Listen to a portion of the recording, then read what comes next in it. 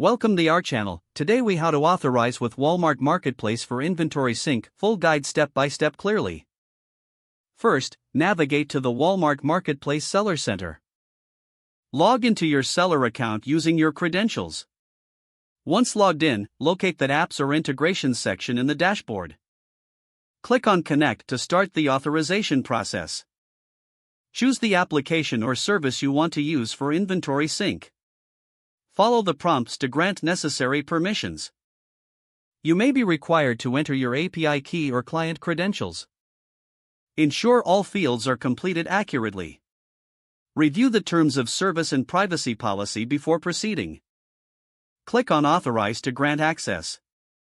Wait for the confirmation message indicating successful authorization. Once authorized, you will see options for syncing inventory. Configure the sync settings according to your preferences. Set the sync frequency daily, hourly, or real-time.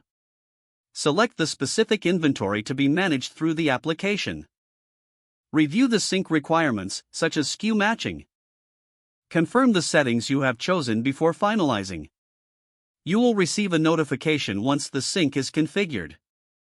Check your inventory status in both your application and Walmart Marketplace.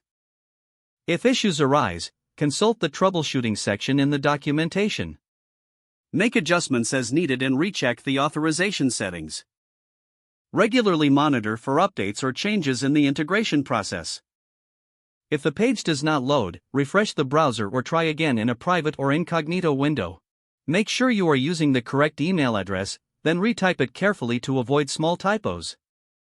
If your password is not accepted, use the reset option and create a new strong password you can remember. Check your spam folder for verification or security emails, then complete any requested confirmation steps. Enable two-factor authentication if available to improve account security and reduce unauthorized access risk.